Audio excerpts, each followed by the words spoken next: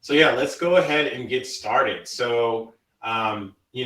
Today, like I mentioned before, we're talking about facilitating safe and inclusive environments around feedback. And this is actually something I'm super pumped about. I just want to give a quick introduction about myself. My name is Harrison Wheeler. I'm a senior manager of product design at LinkedIn. Before that, I was a design manager at Base. And so I've had a lot of experience working on enterprise products, and then also working from, a small, medium-sized startup, growth startup, to a large company. LinkedIn has over 13,000 employees globally. And then obviously our design team is actually pretty large, and I have around 8 people within my org. It's been really fun to kind of think about how we can build and facilitate design culture as we start to scale and even kind of think about these very complex problems. For folks of you in the US, I'm from Milwaukee, Wisconsin. So it's about 90 miles north of Chicago. And for folks that aren't familiar with Wisconsin's like really big in the cheese and beer. Ironically, I'm actually not really into cheese, but more to you. Right now, I currently live in the San Francisco Bay Area, and so I don't have to deal with the winter like many of my friends and family are right now, which is pretty nice. Let's see what I do for a hobby. So a couple of years ago, I've gotten into drone photography. So I was actually just having a conversation with another designer about I need to probably post it. I had an opportunity to fly all around the world, and I've had some really amazing perspectives on that. And what's not on my LinkedIn profile is pretty funny, but I have a stock photo. And so it randomly will show up in many different places. Some places that it's shown up most notably was on a billboard in Hollywood on Sunset Boulevard for a car wash. And then most recently, we had a new hire that actually used my photo in her presentation before she came to LinkedIn. And so she had a very awkward Slack conversation. Like, hey, is that you? I was like, yeah, it is. So really fun. Maybe you all have seen it at some point. In terms of the intro, or excuse me, for the agenda today, I'll just kind of give you a brief intro and background in terms of where sort of this is kind of coming from.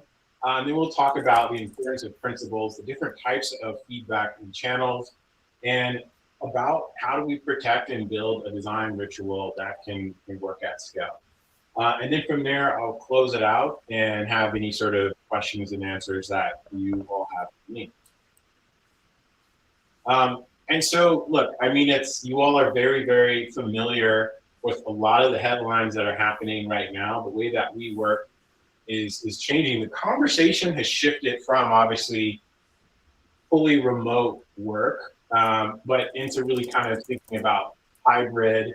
In some cases, folks call it flexible work, where there's a variation, and it's different for each company, whether folks are in the office a set amount of days, or if they have the flexibility to go to the office when they want. But then additionally, having a part of that workforce potentially be fully remote. And so one of the things that I've really been noticing over time is that while remote work has been, as productive as possible, the advances in hardware and software, especially in these physical spaces, start to create a sizable gap in supporting hybrid, right? And I think we can see a lot of the changes in the tools that we use, right? Whether it be you're using Mural or Loom, or XD, et cetera, these are all applications that allow for multiplayer capability, asynchronous communication, where, it makes our lives a lot easier, right? But really, tools can only do so much, right? Because at the same time, signals like raised hands are lost once you have folks on one side versus the other. Those may be in one single area, whether they're living in the same house or if they're in an office together. They start to kind of have their own conversations, which can be a little bit detracting, and sometimes you want to be a part of it. And then additionally, chats that may be shared or chats and shared documents may not be accessible for people in that meeting that are joining, that are joining remotely. And so it's important that we are finding ways to support the design process without these barriers becoming a hindrance. And honestly, a part of the most important piece is giving and receiving feedback. And so I'll touch on this a little bit later, but I think first and foremost, one of the first things that we should all do is, if you haven't already, is recalibrate, establish, or align on some design principles, right?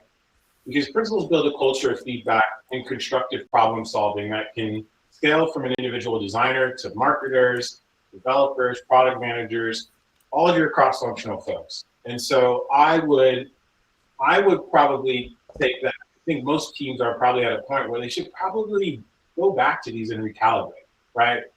And I think one of the things that for my team that I really encourage is that we do always go back and question, because we have an evolving product, an additional evolving product workspace, how people are working on it. But then additionally too, you hear a lot of conversations around, the great resignation and folks moving in new jobs. There's a lot of new headcount, right? And so you may not necessarily be familiar with the person on the other side of the screen. A person may not necessarily be familiar about the principles that you have.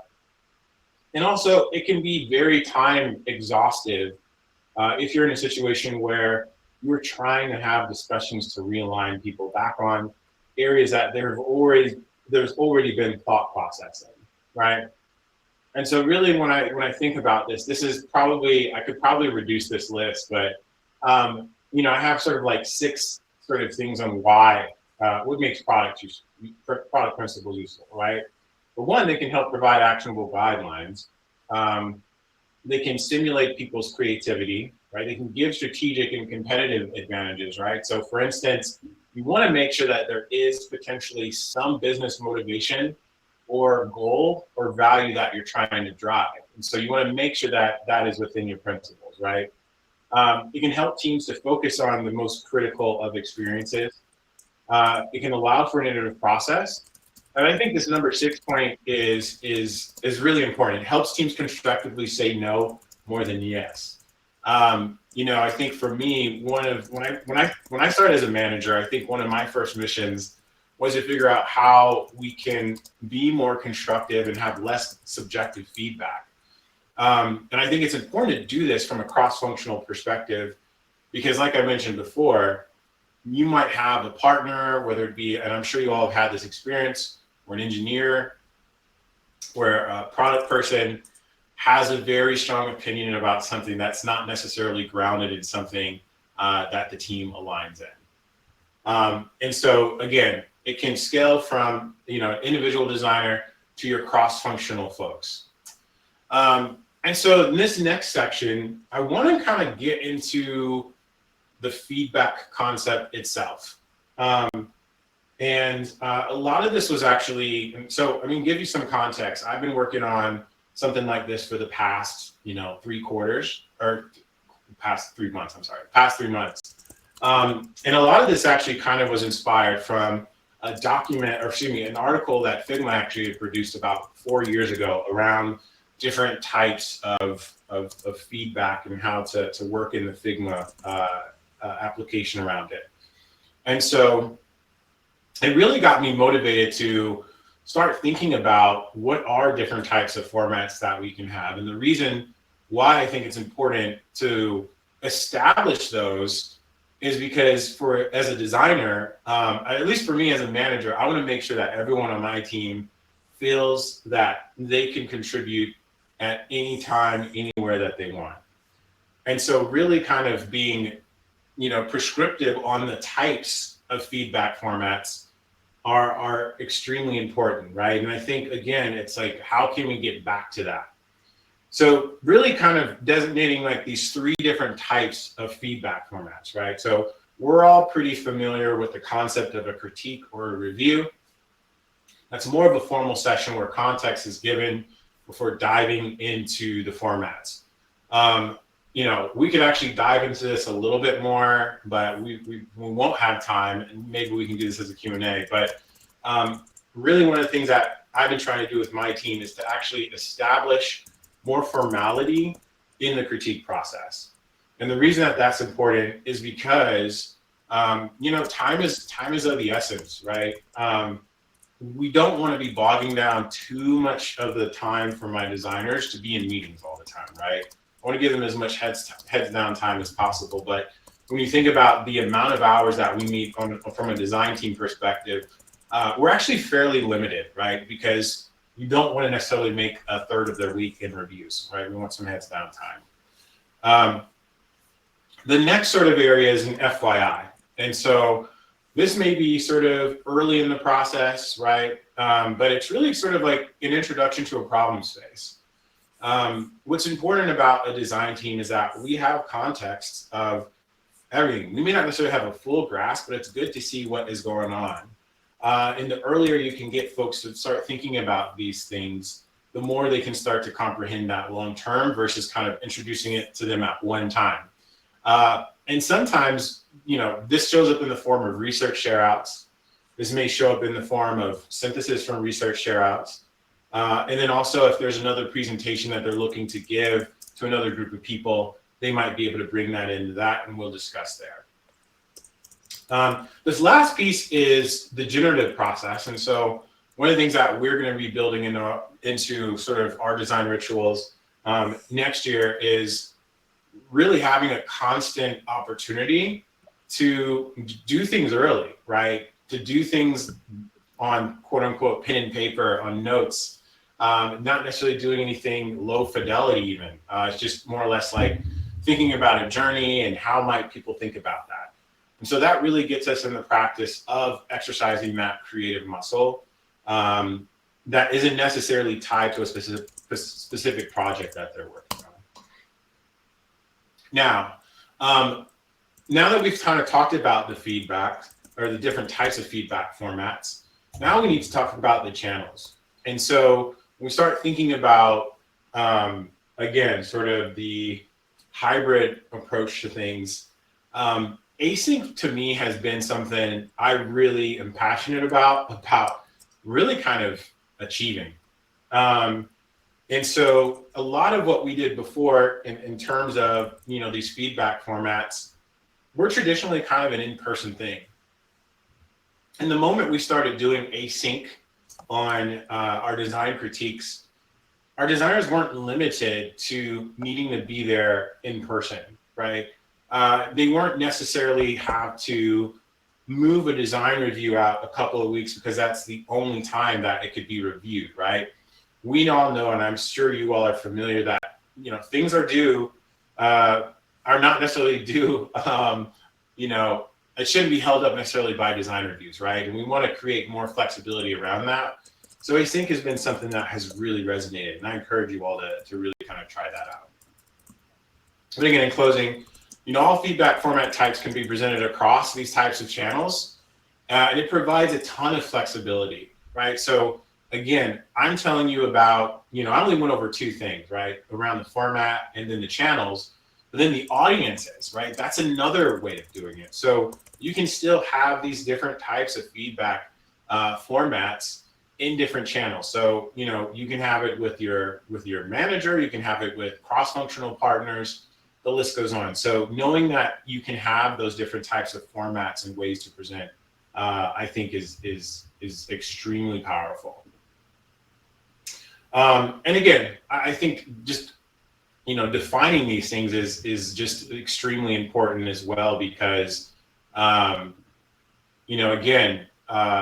providing the flexibility, knowing that you have the freedom, and it doesn't necessarily need to be at a high fidelity, is really big.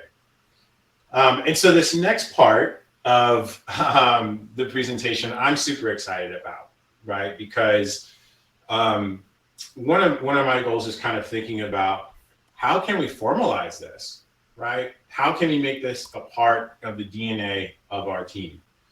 And I think, again, like, this is a really great example. Like when folks really kind of say, hey, like, what is the role of a design manager? You're not doing IC work. I think for me, it's really designing an environment to be inclusive and facilitate these types of things. And so I'm going to introduce you all to the design MC. And so For me, like a design MC is really, I think, an important role to the team.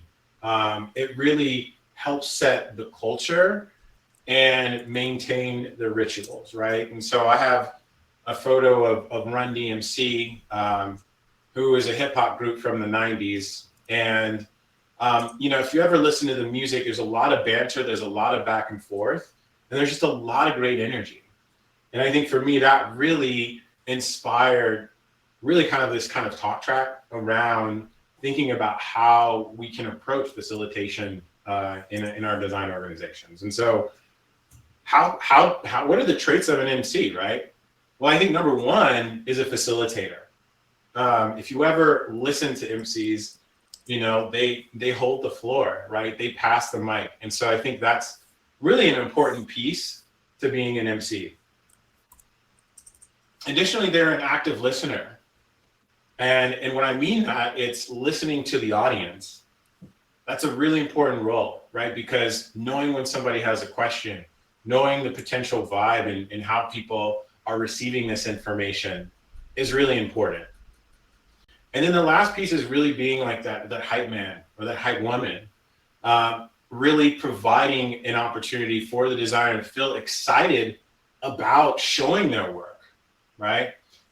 Feedback to me is an additional tool that a designer can really use to their benefit, right? And so, again, design MC plays an integral role to creating a safe and inclusive environment for feedback, right? There's a lot there that I want to kind of unpack. And part of it, again, is like communication. It's one of the designer's most important tools. And receiving and providing feedback is an integral part of the process, but it most importantly plays a vital role in how we can expand our thinking and deliver innovative solutions. And so, here's the piece here, right? The MC is actually not the designer that is presenting, right? The MC is exactly what it is. They're actually a partner to the designer. They're actually a partner to the design team. And so they're handling a lot of these things so you as a designer can facilitate and really kind of be thoughtful about what you're presenting while they're helping to support you. So now let's get into facilitation a little bit more, right? And so I'm just going to kind of go over like some quick fire, concepts on how you can help facilitate in any sort of review session, right? And so for one, making sure that everyone has an opportunity to speak, right? And so signals, like I mentioned before, signals like hands raised or lost, having someone on the screen to pick up on body visual cues, right? That's important.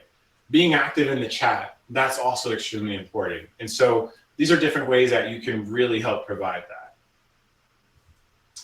that. Adding more structure into design critiques.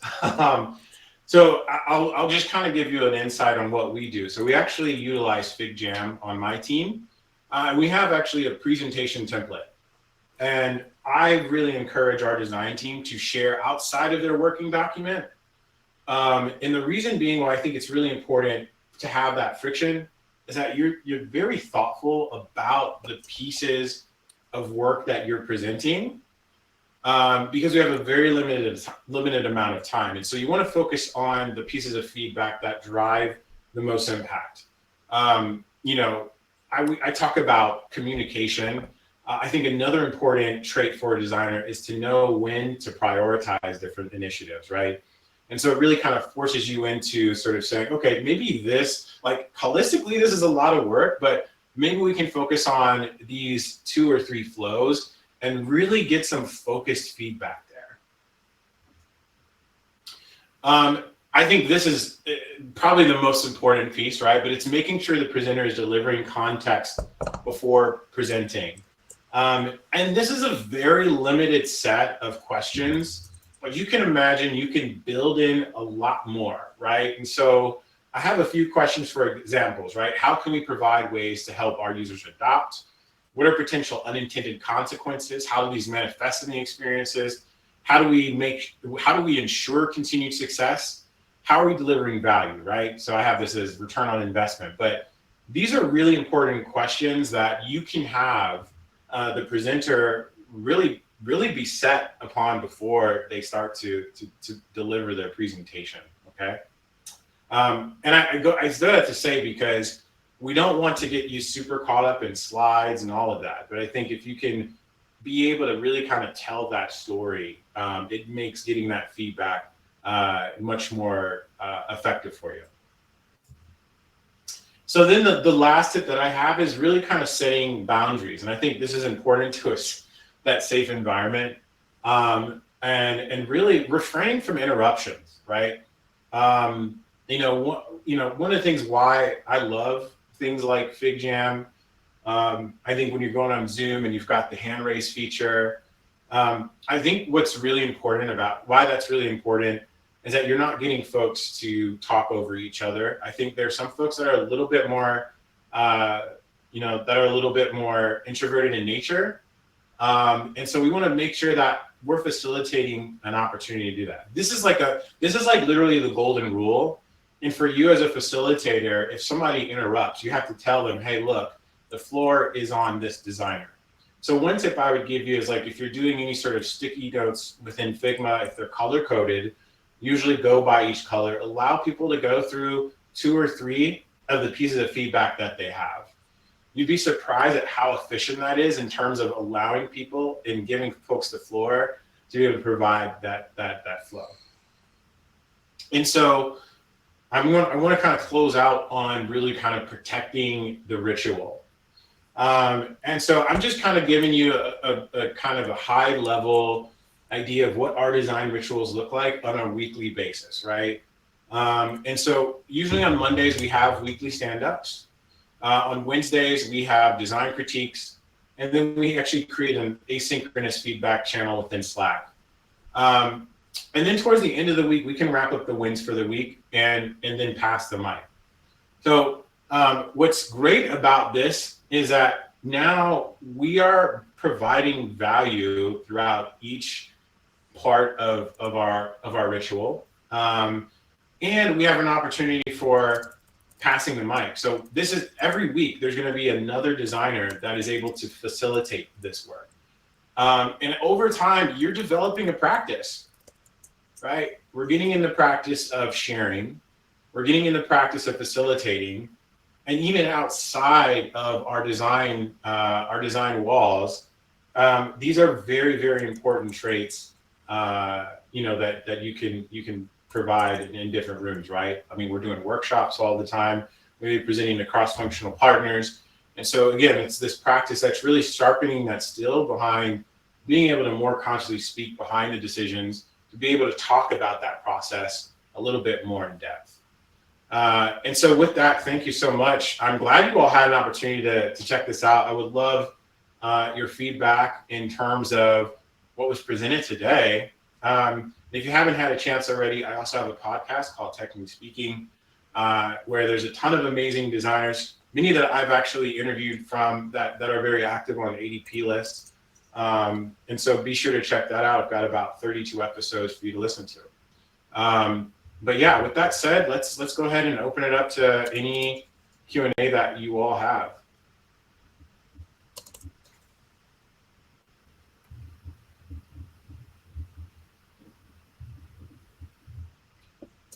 So Linda, you want to learn more about async feedback and how that has been effective for your team. So I think for a moment we have like an Airtable where people are able to kind of sign up for slots.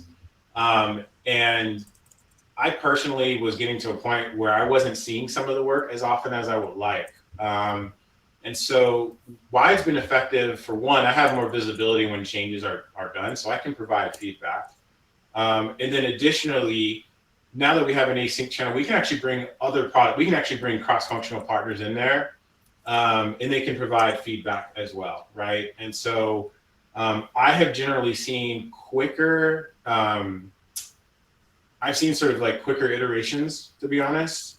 It would sort of be a situation where designers might wait until I was free or a principal designer on our team was free and then come. And that was like 2-3 days of like delayed feedback, right? And so I know early in my career when I wanted feedback and people were limited in terms of time, that would be pretty difficult. And so now you can just get it early and often. Cassandra, how often do you keep the environment constructive and minimize the subjective feedback? Well, so I think part of it is, one of the things I didn't talk about is like, there shouldn't be a need. The goal of the feedback session shouldn't necessarily be that they're actionable items. Like if somebody provides subjective feedback, it doesn't mean you need to do it, right? So a lot of times it's like establishing the rules around what you're trying to receive feedback on. I will say an additional piece to limit it as well is when you start doing the stickies and, when you're doing it in context, you will generally start to kind of see a general patterns. And so when you like think of it like as an affinity map, right? You might get more feedback in certain areas. And so those generally carry more weight, right? Subjective feedback generally tends to be an outlier from my experience. And so that might help, being able to see sort of like a visual representation of where the feedback and how the feedback is can help play a role there. How often should a feedback session be held? So as I mentioned before, this happens weekly, right? We have a weekly feedback session where we all are in person. So remember how I was talking about the in-person and async? So in-person happens on a weekly basis, right? That's a ritual that we don't change unless there's some sort of mandatory meeting that's happening that day. And I think with async, I mean, that can happen whenever you want it to. To give you a little bit of insight, we actually have, on my team, we sort of have what I consider like a local, so it's like my direct team. We have local kind of feedback sessions, again, that's like on the Wednesdays. Then we have a horizontal design feedback session, and so that usually is on Thursdays. And so there's usually, I think there's different lenses. So for me, I get to look across, obviously, the things that my designers are doing across my pillar. But then when we have sort of the leadership sync, we're looking across. All right. And so there's some really interesting opportunities for feedback to say, hey, have you thought about this? They're doing this in this product versus here. And so there's an opportunity to really kind of see what other folks are working on and see those different perspectives. So Frankie asks, how have you found that with async feedback that sometimes important parts get lost? If so, how to avoid that? Is this more or less in terms of like a Slack channel, like a Slack thread, just to clarify? Yeah, the Slack thread is crazy. So that's a great question. And I don't think I have an image of it for you guys right now. So what we generally do, we say, hey, remember how I talked about like I messed up. Next time, see, this is good feedback because now I need to provide an image of it so you guys get a better visual. So we have a Fig Jam format, like I mentioned before. And so with the Fig Jam format, we usually have designers put in their different flows. We will generally say, hey, put your feedback on the Fig Jam doc. Don't put it in the channel because it's really difficult.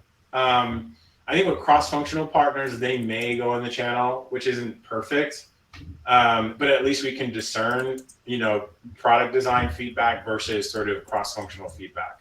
Does that help?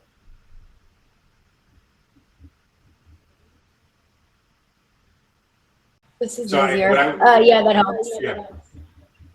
You said what? I found that we a lot of times got caught up in doing half in Slack, half in like the design program itself, and then we can never keep track of everything. So I was curious. Yeah. Thank you.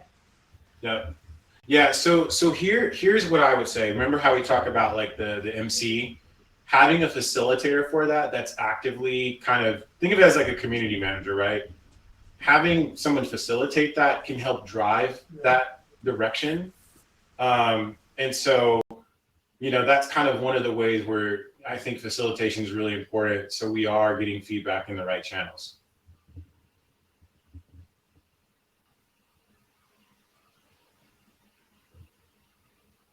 Yep. Any more questions? We got some time.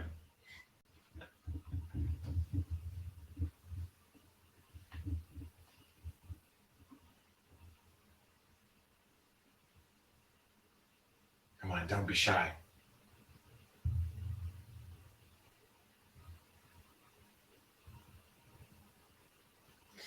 Jenny, I'm just gonna record this again because I realized this was not I didn't hit the record button before. So you're getting like you're getting the MVP version of this presentation. I have a lot more ideas for it to be a bit more comprehensive. So be on the lookout for that.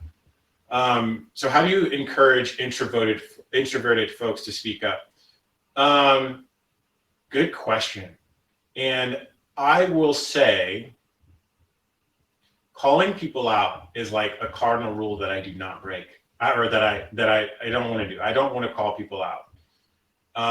And so one of the reasons why I find the sticky note to be effective is that, so I'll break it down for you generally how like the general format of our review sessions go. So usually the designer that's presenting will give sort of a 5-minute opening and walk us through the context and the screens. The MC will then facilitate and say, hey, everybody on the design team, you have 3 minutes to provide feedback. So you can use the sticky notes to provide the feedback. One of the things I really like about FigJam is that it shows the name of the person or the username below, and then they're color coded. And so what will happen is once that timer is up, the MC will then go by the color code for folks to talk about, the 2 or 3 things that they gave feedback on. So that is an equal approach to how we're providing feedback, regardless if you're extroverted or introverted. And so we hand the floor to people. And again, like protecting that space, the MC will prevent anyone from interrupting. So if somebody starts to interrupt, you might say, hey, Cassandra has the floor right now. You'll have your chance, right? We believe everyone's going to get their chance. And so if that's kind of the core tenet of what you're doing, you can't break it. All right. And then Jenny, what's the best advice you've ever received in your career, or best moment in your career? Good question. Yeah.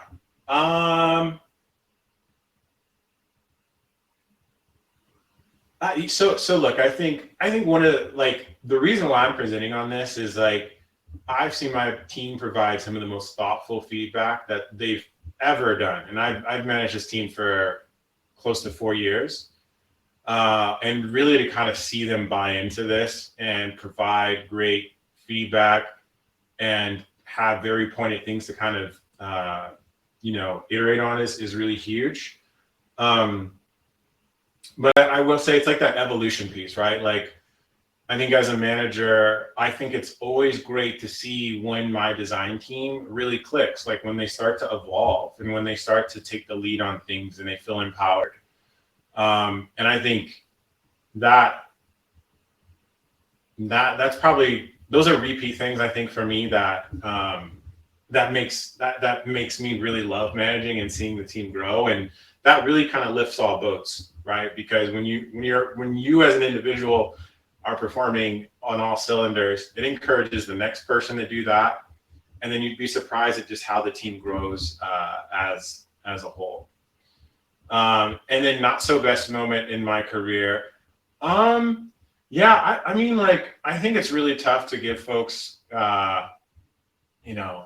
hard performance reviews, like when they're not performing. But I got to a point where I was like, you know what, like that's incumbent on me as a manager. And so I've really invested on how to facilitate and have better conversations and really kind of get down to the motivations and aspirations. Because I think ultimately that's really what it comes down to. And I really want to see my team succeed. So it really sucks when that isn't necessarily happening. And so, Ashley, I've noticed sometimes critiques can feel negative due to wording and verbiage used. Does your team have guidelines for specific tone of voice to build inclusive and positive environment? Um, Good question. So I really did talk about, like, the principles is really important, um, because it does provide a frame of conversation.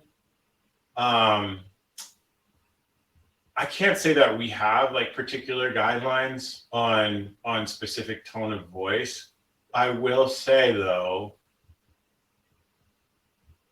feedback is tough. I think feedback. I don't like. I'm not condoning a toxic environment, but I do think feedback does require. It does require sort of practice.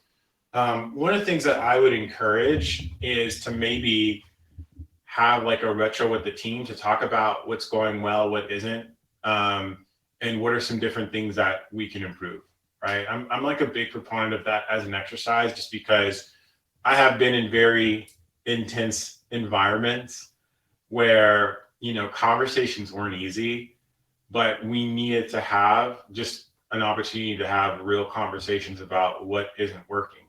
And so if this is something that's not working and it's detrimental to the culture of your team, then it definitely needs to be addressed. I think principles can help, but principles may need to come after that discussion with your team.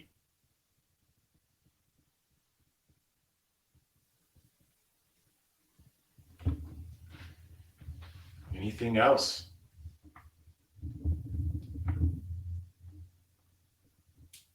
Hopefully that helps, Ashley. I know it probably wasn't the answer you were looking for, but I know there's a ton of articles on how, like, verbiage, but I think teaching takes a lot of time and effort and a lot of repetition.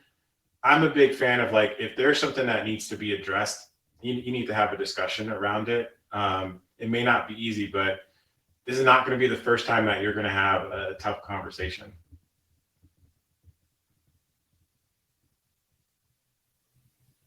Not at all. And you know, look, the thing on the other side of those conversations are growth, right? So, you know, you gotta look at it in a positive way.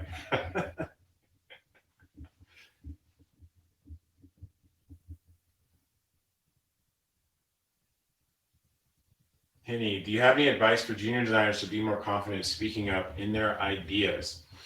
Um, yeah, I would say share early and often.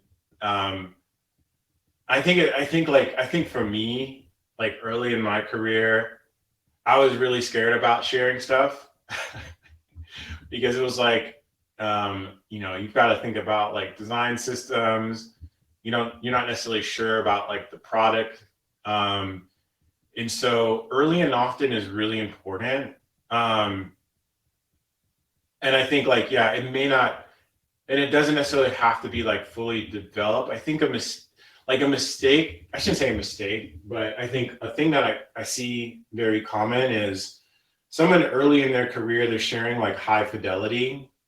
I think a lot of it kind of comes into how it's presented, right? So I think providing options and different concepts. So instead of saying like, hey, here's one idea that I had, you can say, hey, I've explored this idea. Here are a few different concepts. That actually is more open to a discussion. And there could be things that work, things that don't, but just kind of getting into that rhythm. I think that's something that, you know, we could build more of that into, of just like, how do we practice having conversations that are generative, right? Thinking about that yes and discussion. It's a very popular kind of framework, and improv is like yes and. But I think like that creates sort of a relationship where you're not grounded on a particular idea. You're saying, hey, look, I'm open to learn, I'm open to feedback. How can we help? How can we help do this? And doing that actually creates questions where you start to gain more insight about the product space that you're working on.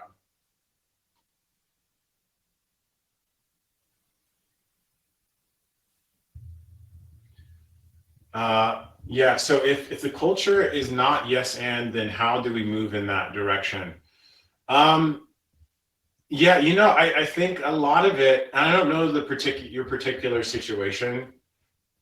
I think I think based on my experience, there tends to be a lot of resistance when things are due like tomorrow.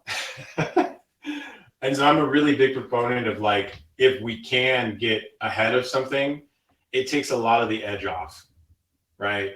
And so people are usually more receptive to ideas when, there's not a time pressure component involved in it. So I would maybe think about, small steps, like how can we maybe provide sort of uh,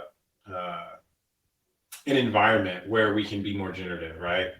Because I think sometimes you need to establish like, hey, this session is for generative thinking, and that kind of brings me into Lauren's kind of question, right? How do you encourage a PM to give more constructive feedback? So I think PMs are interesting, right? I think cross-functional partners are interesting, because I respect all of my cross-functional partners, right? Because they are really in depth in areas that I may not be super privy to, and their feedback generally is coming from. It's coming. They mean well. It's coming from a place where they might have a different insight than you. And so one of the things that I really encourage is a workshop. And the reason why that workshops are really important is because you're providing a platform for people to sort of talk about their ideas, right? People just want to be heard. And so being able to have them kind of talk about like some of the ideas and reasoning behind that is really the benefit of a workshop. I mean, ultimately, you are going to be a designer. You're going to need to kind of take in that. But I always say, you might have research, you might be looking at data, but I think having input from your cross-functional partners from their experience is also really important. So I would maybe kind of test that out. That's usually kind of a first step. So again, it's like retros are really good for establishing where people are if something's not working. A workshop is a really great way to introduce people into the realm of design. And now at this point, I'd almost say now that you've kind of progressed, now you can start to establish principles, and then you can start to establish, these different types of these sort of rituals between your team now that you started to bring in those things, right?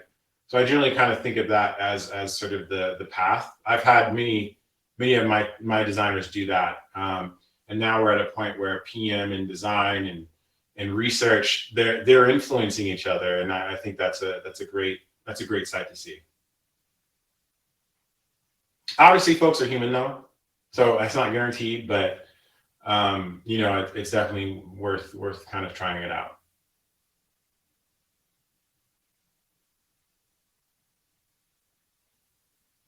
Yeah.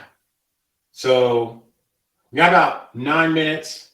We can either end early, or if you have any more questions. These are really good questions, y'all. So keep them coming. Like, what else y'all got?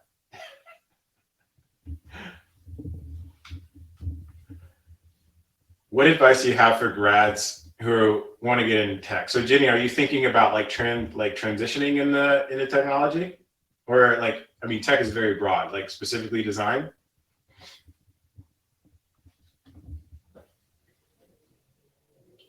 I'm gonna assume that's a yes, right?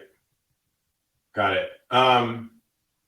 Yeah, I mean, look, I think platforms like ADP. Oh, nice. I actually have a direct report that was an architect before. So yeah, I mean, I think there's so much content out there. I don't think you necessarily need to go through a program, but I think in terms of developing, maybe understanding like the different, like the design process, different terminology. That's, I think that's definitely important, because just like any industry, they have their own jargon. I think a good example of that is like with crypto. There's so many different terms. The concepts are actually not rocket science, but there's different vernacular used per industry. So I think it's important to understand what that is and what that means, right? And so I think ultimately you want to get to a point where you're fairly proficient in the design process, and you can kind of think about why you're doing one strategy versus another, one method versus another. That's important. I think the other piece is really thinking about sort of outcomes, right? Are we creating value? I think the research piece is important, but you should always think about like the outcomes to it. And so, I think it just comes with practice, right? I think that obviously that's the sort of like the soft skill portion of it. I think in terms of the work that you're doing, there was a Twitter thread the other day, and I love like the terminology of it. It was like tracing, so like recreating apps that you're familiar with. And I think the post did actually, it had some really insightful ways to think about it, right? Is like when you're starting to trace apps or, recreate apps, you start to kind of see the spacing, the nuances of spacing, the nuances in sort of how columns work, colors, typographic hierarchy, right? And so these are things that you can really start to put into practice. But as I always say, you should put in that 10,000 hours. And that 10,000 hours eventually will pay off, right? It comes down to practice. It comes down to dedication. And, there's a ton of opportunities out there, but how can you put yourself in the best foot forward? So Andre, what about managing up? What's the best way to get feedback about managing up?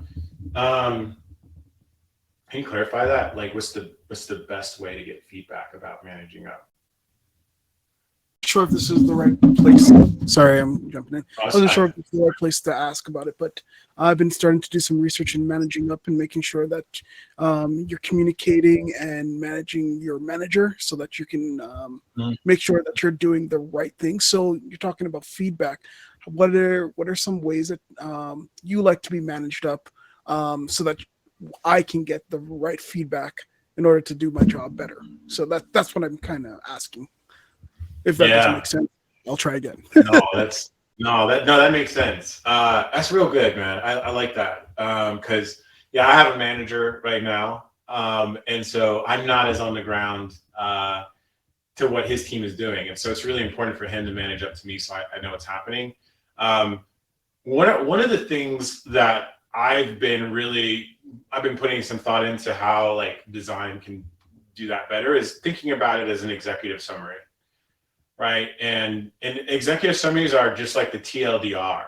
I think in this case, you should be thinking about it from a design lens, right? Because that's where I'm at. But the TLDR is important for me because I also need to manage that up to our execs, right? And so I'm a big proponent of like thinking about impact, right? So think about the impact of the work that you're doing. Are there any sort of insights from research? Those are big. Right? Our insights from research that potentially we might be able to think about here. I think the other piece might be like, what are the wins that you have for the week? Right? I think that's an easy thing. Like, what are the wins for the week? When we started out actually doing, so on our stand-up, we have 3 things, right? So we talk about what's going on the weekend. I don't think that's important for managing up. But we talk about what are you looking forward to and what are your wins and what are there any shout outs that you want to give? And so I'd maybe kind of start there because one of the things what I like about the shout outs is that it might be an engineer that's doing some amazing work. There might be another researcher. And now you're building in this form of recognition. And then for me, I can see what's happening. Like, oh, this team seems like they've got a really good vibe going on, right? So, talk about those things. So you just get into that sort of practice. We can always iterate on it. I mean, managing up and those TLDRs is something that I'm practicing myself because I had some and I was like, I don't know how I'm going to put this in an update. So yeah, put it into practice. Just try it out and then ask your manager, like, is this valuable to you? Thank you. Yes. And being concise, I guess, because you said executive summary. Being concise. Yes. So To learn. Being concise makes you it makes you prioritize and like, is this important? Is this going to provide value? Right. Yes. Okay. Thank you. Yeah. All right. I got time for one more question.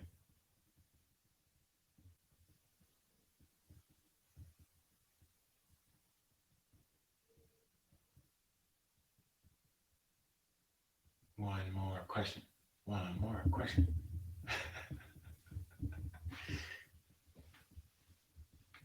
I wish there was like an alert that told me if somebody was typing or not.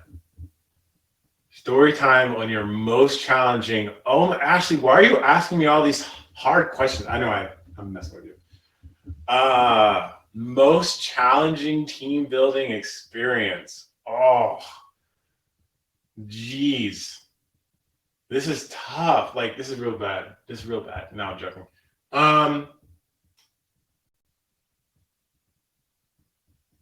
Yeah, I mean, we can go. I can go to a dumpster fire. I remember I had a designer. So I was managing a team, and I had a marketing designer along with like 4 or 5 product designers, and it was really difficult because like it was a peer relationship before, and then she was one of my reports after, and so I think there's definitely something there in terms of that dynamic, and I'd like went so long without actually talking about it, and so it just developed into this huge cancerous situation where ultimately they ended up leaving, right? And that was tough, right? Because I think at that point I didn't have the tool. I didn't know how to address it, right? And then additionally, early as a manager, I just kind of had this expectation that I had to be perfect in the way that I do things, and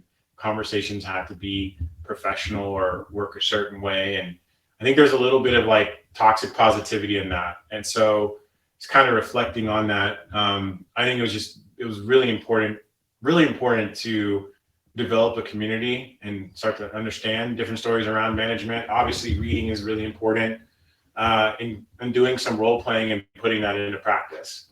So hopefully that helps.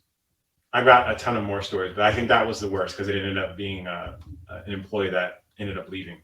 So good learning moment though. But yeah. Well, look, we're at time. I appreciate every single one of you all. Some excellent questions. I hope it was a lot of value to you.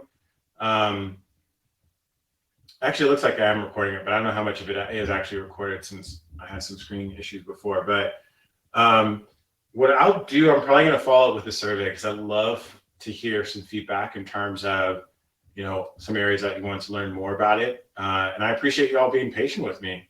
You all are awesome. Have a happy holidays. I'm probably not going to be making an appearance until next year. So have a good one.